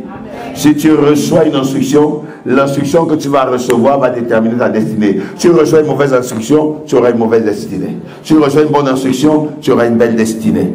Reçois de sa bouche l'instruction. Et mets dans ton cœur ces paroles. Tu seras rétabli si tu reviens au Tout-Puissant, si tu éloignes l'iniquité de ta tente. Oui. Beaucoup de personnes croient que l'iniquité, c'est, oh ouais, c'est la fornication, c'est, comment je dis, l'impudicité, toutes ces choses à l'extérieur. C'est là que les enfants de Dieu se résument au péché. L'ignorance est un péché. Dans la repentance, tous les jours, avant de prier, on se repent. Qui fait ça? Qui se repent toujours? Oui. Mais on va seulement dire, le péché c'est insulter, le péché c'est... Non. Moi je me repens de mon ignorance. Seigneur, j'étais ignorant, je te demande pardon. J'étais ignorant. Parce que Dieu a ouvert tout devant nous. Et nous, on est ignorants. C'est notre choix d'être ignorant ou d'avancer. Vous savez, l'ignorance est la gangrène de la société. L'ignorance. L'ignorance. Et la plus grande ignorance, la tragédie de l'ignorance, c'est un ignorant qui ignore qu'il est ignorant. Ça, c'est grave. C'est grave d'être ignorant et d'ignorer qu'on ignore. Parce qu'en ce moment-là, c'est quoi un ignorant? Un ignorant, c'est celui qui est satisfait de ses opinions. Il ne cherche pas autre chose. Ce qu'il sait, c'est ce qu'il sait. S'il sait que le monde s'est limité au petit bourg, pour lui, le monde s'est limité au petit bourg. Le jour où le monde s'ouvre devant une masse, le monde était aussi grand que ça. C'était l'ignorance. Dieu nous pardonne de notre ignorance. Que Dieu nous pardonne de notre immaturité. Immaturité, on doit s'en repentir.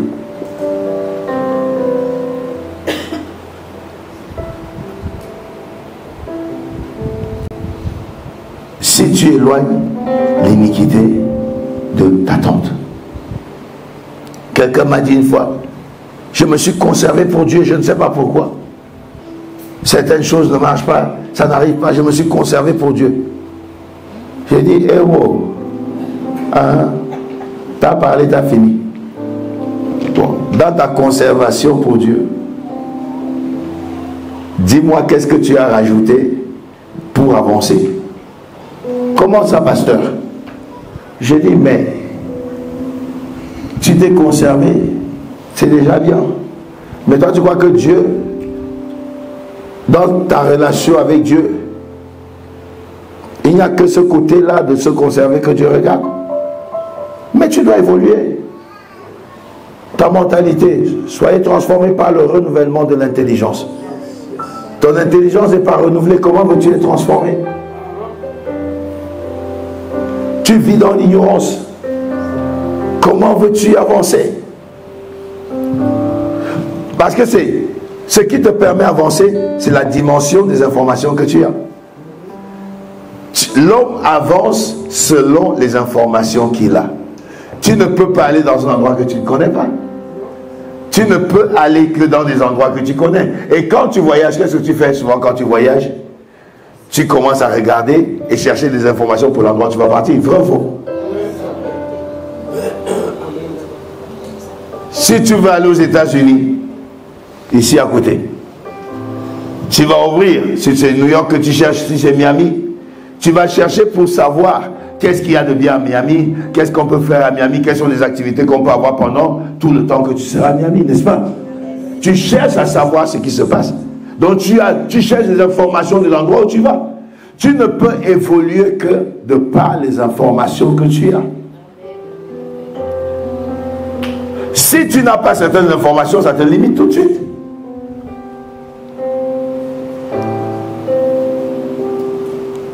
Que Dieu nous aide et que nous avancions. Il dit: jette l'or dans la poussière, l'or d'Ophir parmi les cailloux des torrents. Le Tout-Puissant sera ton or. Donne à Dieu ta prière. Donne à Dieu ton cœur. Donne à Dieu ton tout. De sorte que Dieu lui-même devienne ton tout. Avec Dieu, ne transige pas. Quand Dieu te dit de faire quelque chose, fais-le tout de suite. L'or, c'est ce que tu as de précieux. Mais Dieu dit: pour que je te donne ce qui est précieux pour moi, tu dois abandonner ce qui est précieux pour toi. C'est ça le niveau de bataille que nous avons avec Dieu. Parce que nous voulons souvent contenir et contester. Vous savez, j'avais de l'argent. Et Dieu m'a dit: je vais t'amener dans une autre dimension. Mais fais-moi un sacrifice. J'ai dit: d'accord, je n'ai pas réfléchi. J'ai dit: d'accord, mais qu'est-ce qu'il faut que je fasse? Où est ta part? Il dit: tout. Et même ce qui va venir encore. Il dit: ah, d'accord. Qu'est-ce qu'il faut que je fasse? Dieu m'a mis dans la pensée ce qu'il fallait faire. Je suis parti au Cameroun. J'ai organisé une nuit de prière. Vous savez, organiser une nuit de prière. Vous venez, vous vous asseyez. C'est bien. Mais ceux qui organisent derrière, c'est eux qui payent le prix pour que les vies changent. Une seule nuit de prière, c'est la première nuit de prière, ça m'a pris plus de 20 000 euros. Pas qu'on m'a aidé, j'ai pris de mes poches, j'ai tout mis. J'ai dit: venez, on va prier. J'ai prié avec eux. Je rentre, Dieu me dit: fais une autre. J'ai raclé les fonds que j'avais dans mon compte. Je suis parti dans une autre ville au Cameroun encore. À un moment, dans l'organisation, j'ai commencé à être étranglé financièrement. J'ai commencé à être bien étranglé. Et Dieu, et j'appelle mon frère. Mon grand frère, celui que j'avais envoyé sur le terrain pour prendre les endroits, les salles pour moi. Et je lui dis: est-ce que je suis... Toutes les fois qu'il m'appelle: Daddy, il faut payer ici, il faut payer ça. Je dis: mais finalement, il n'y a que payer. Mais est-ce que je suis obligé de faire tout ça? Est-ce que je suis obligé? Je peux arrêter ça? J'entends la voix qui me dit: continue. Je vous dis que j'étais presque là. Je viens de faire un truc, il n'y a pas 3 mois. Je suis en train de faire, il y a presque 3 mois, oui. Je suis en train de faire un autre truc.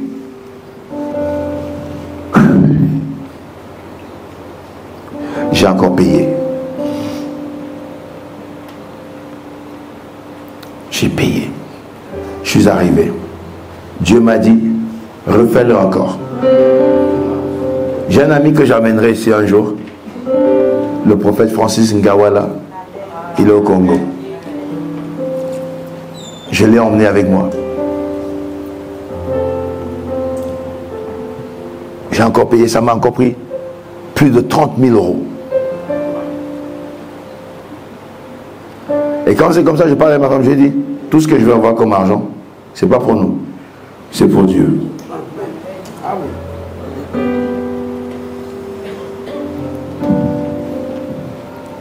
Et j'ai vu Dieu faire des choses, des amis. Ça veut dire que tu arrives dans un endroit où tout le monde dit que c'est pas possible de faire ce que tu veux faire là, comme tu veux le faire. Parce qu'il faut d'abord réunir les pasteurs et ainsi de suite. J'ai dit, je ne réunis personne. Dieu m'a dit de venir le faire, je vais le faire. Les gens ont vu des foules se déplacer de partout pour arriver.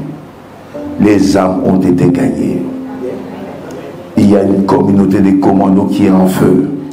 Et le Seigneur fait des choses extraordinaires. Il y a eu l'année dernière une résurrection. Quelqu'un qu'on a ramené qui était mort, je n'étais même pas là. Là, quand ça dit, où est le révérend, où est le révérend? Dans le lieu, j'avais prié que toute personne qui franchira ce lieu, que le miracle se passe. Amen. Le pasteur qui était à côté lui a dit, le révérend n'est pas ici, mais Jésus est déjà là. Appelle le nom du Seigneur que le révérend sert. Et tu vas voir la puissance de Dieu. Elle a commencé à crier le nom du Seigneur. La personne est revenue. Amen. Des choses extraordinaires. Je ne blague pas, c'est des choses extraordinaires.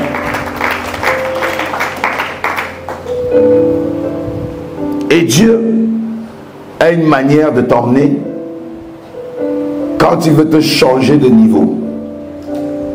Et c'est pourquoi il dit, jette l'or dans la poussière. Ton or, jette-le. Sois prêt à ce que Dieu devienne ton or. C'était ça la force d'Esther. Quand les autres femmes venaient, elles voulaient la richesse du roi et Esther, elle voulait le roi. Sachant que tu peux avoir la richesse du roi, ben, tu n'as pas tout. Mais si tu as le roi, tu as tout. Et Dieu dit, laisse-moi devenir ton or, laisse-moi devenir ton argent et laisse-moi devenir ta richesse. Et il dit, alors tu feras du Tout-Puissant tes délices. Non, il dit, le Tout-Puissant sera ton nom, ton argent, oui, voilà, et ta richesse. Alors tu feras du Tout-Puissant tes délices et tu élèveras vers Dieu ta face. C'est ce que nous sommes venus faire. Élever vers Dieu sa face, c'est la prière. Il dit, ceux qui tournent vers lui, les regards ne sont pas couverts de honte, mais ils ont le visage rayonnant de joie. On tourne vers Dieu sa face dans la prière. Il dit, tu élèveras vers Dieu ta face. C'est la prière. Tu le prieras, alors il va t'exaucer. Et tu accompliras tes vœux, à tes résolutions, en d'autres termes, à tes décisions. En anglais, il dit, you shall decree, tu vas décréter, and it shall be established. Ça veut dire, tu décréteras, cela sera établi. Ça veut dire, ce que toi tu diras, c'est ce qui va se faire.